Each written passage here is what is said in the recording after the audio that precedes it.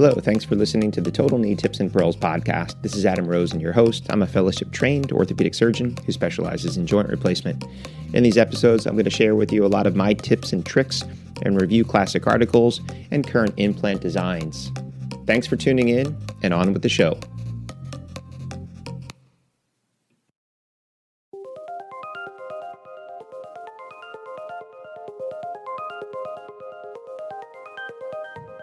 Hello and welcome back. This is Adam Rosen, and you're listening to the Total Knee Tips and Pearls podcast.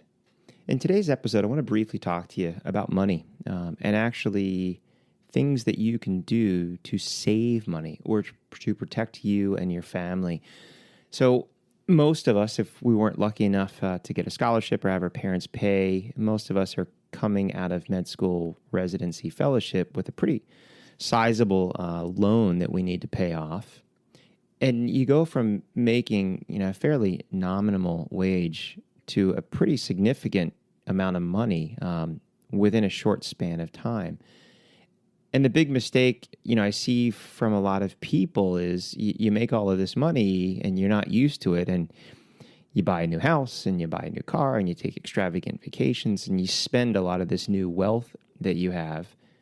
And at the end of the day, you still have a lot of debt. And you haven't saved anything.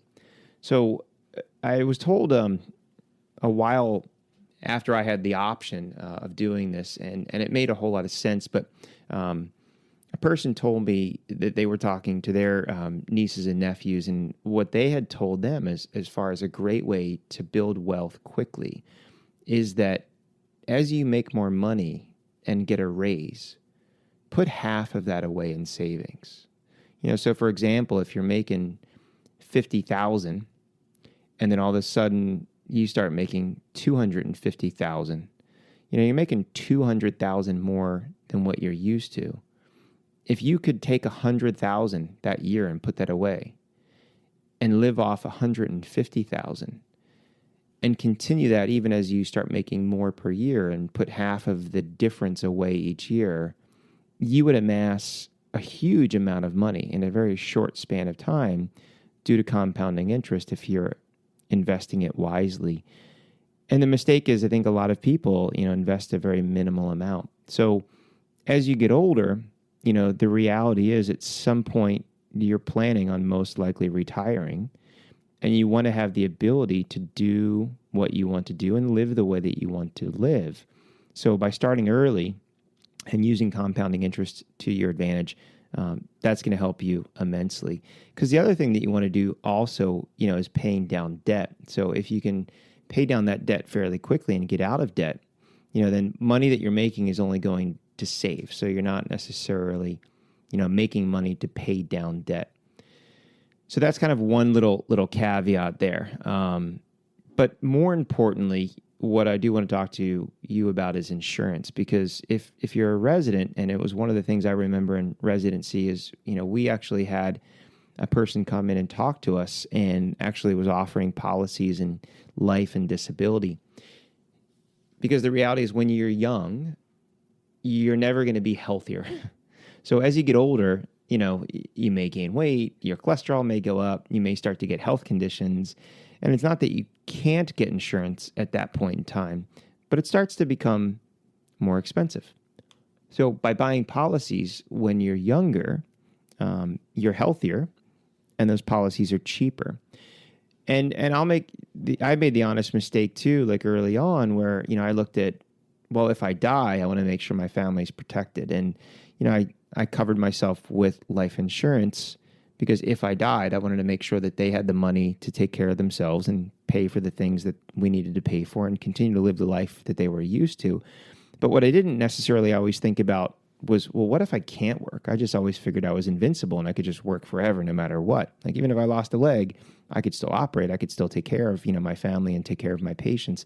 But the reality is, and I had an insurance agent talk to me about this, and he's like, if you had a golden egg, and it made a whole lot of sense, do you protect the egg or do you protect the goose? So you protect the goose that lays the golden egg. Because if you protect the egg and your goose dies, you only got one egg left. So it's really, really important to make sure that you have a disability policy. And I'm not an insurance agent, so you definitely talk to your insurance agent, because there's lots of lingo and things you want to understand about, whether or not you get a policy that protects you for what you do, and also making sure that these policies that you can then purchase cover you. Say, if you injure your hands and you can't operate, but you can still practice as a physician, you want to make sure that this plan would then cover the difference of the money that you wouldn't make from not being able to operate. But let's say maybe you can't even practice medicine, but you can get a different job doing something else, maybe even just teaching. So having that policy for, covering your same occupation. So this way, if you're working, it's still going to cover that money that you would have made after all of these years of training, that you'll continue to get that monthly salary. And then you want to look at, how far out. Because the next most important thing you want to look at too is probably buying your own policy.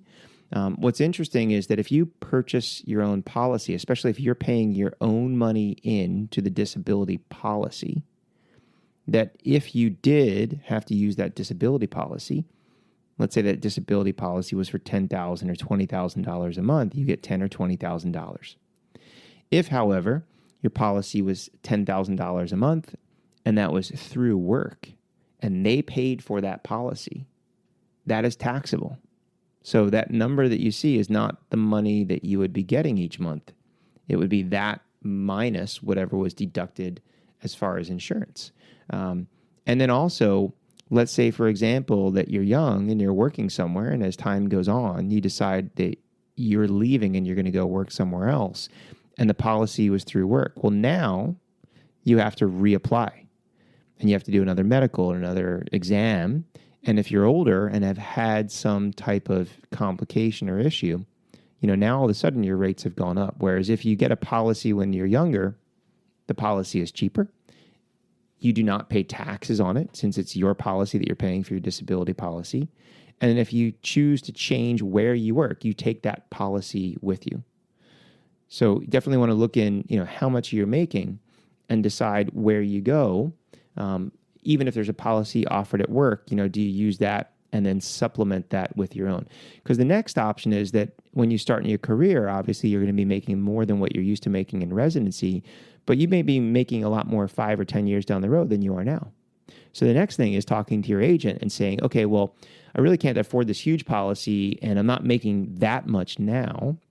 Can I buy a policy that allows me every so often to increase the amount that I would get per month as part of my disability policy without going through another exam and physical? And that always becomes an additional option that you can sort of add on to the policy. And things you want to look at, because some of the policies offer options, say, if you did get injured, you were on disability, if our health insurance is tied to your employment and you lose your job because you're not working, you don't have health insurance, some of these policies will offer money for COBRA, so you can get health insurance coverage.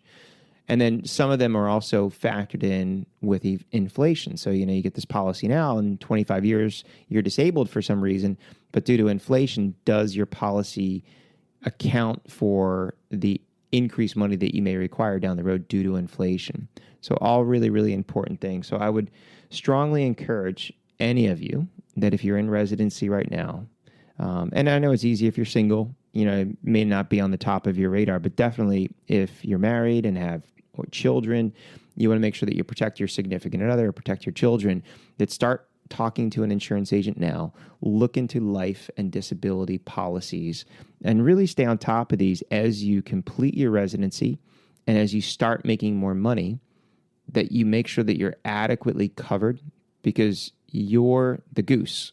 The money's the golden egg. And if you die, you can do that. But the reality is that some of us may not die and have a stroke or have a heart attack or get ALS or Parkinson's disease and not be able to do the job that we've trained to do for all of these years. And at that point in time, you could still be in your 40s or 50s, which means you could still have easily another 20 or more years of your career ahead of you. And if you can't do that, you want to make sure that you can still provide, for you and your family. So keep this in mind. bury this information in your brain. If you're having a child, come back and re-listen to this. If you're getting out of residency and looking for a job, look into what their health insurance, life insurance, disability insurance policies are. And even though it may sound good, definitely consider looking into either getting your own or buying a supplement that may cover the differential from whatever your work offers you, especially under that real possibility that you could potentially leave that position and go somewhere else, and you want to be able to take that policy with you. So thanks again for listening. Again, if you find the information helpful, it's really helpful for others if you could leave a review. If you have a question, if you have a topic that I haven't talked about yet that you would like to, shoot me a line. You can find me on Instagram at Dr. Adam Rosen. You can find me through my website. You can shoot me a direct email at dradamrosen@gmail.com. Tell me the program that you're in. Tell me what you would like to hear. And until next time, I'm Adam Rosen. You've been listening to the Total Knee Tips and Pearls podcast.